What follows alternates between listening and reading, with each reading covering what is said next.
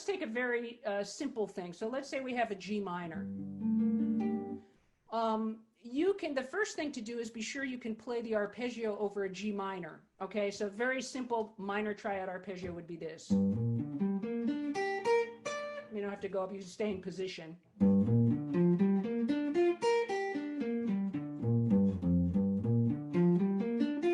then I'm adding the 7, so here's the minor triad.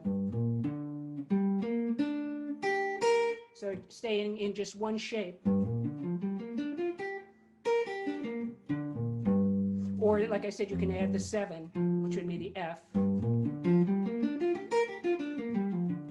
It's very similar to the pentatonic position that many of you know, but it leaves out the 4. So it's not this. It's just, you leave out the C in this case. Now, obviously, you have all the different positions that you can play your arpeggios in. And I don't want to get into that for now because I want to give you some real concrete stuff to work on. So this first arpeggio,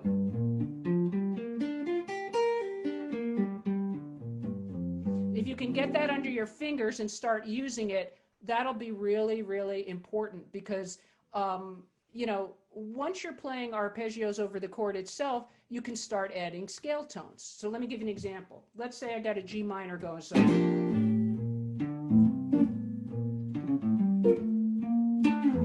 I might take myself just playing a backing track, okay? Now, arpeggio.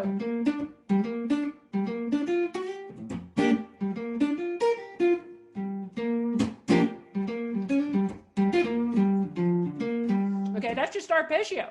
Now, what if I add some scale tones to it, staying right in this little area of the neck, my 3rd fret? Okay, let's say G Dorian. Let's say I'm thinking of that G Dorian.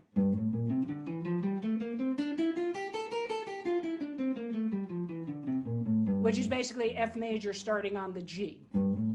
So I'm going to add one of the notes at a time to the arpeggio. Check this out. So now I've still got the,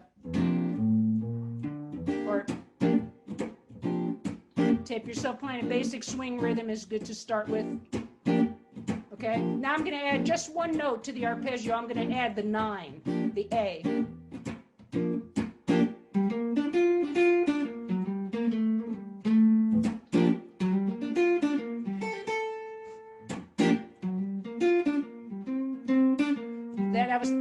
That was the C, and if I bend, yeah, then I get the blues tone into the D flat. But anyway, let me stay on the A. So again.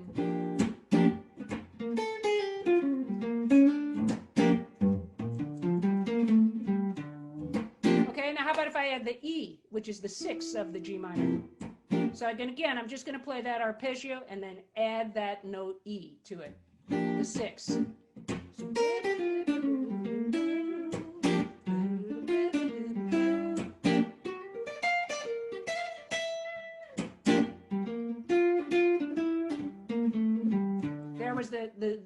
The 6 and then the 9. Okay, so now it's not sounding like this. And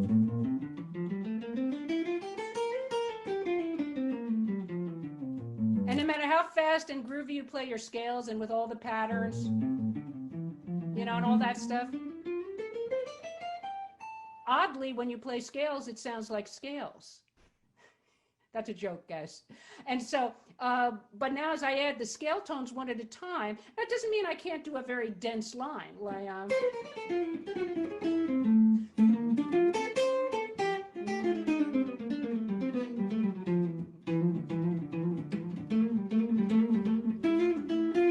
but I have much more control over my sound because I can hear the arpeggios are exactly the notes in the chord.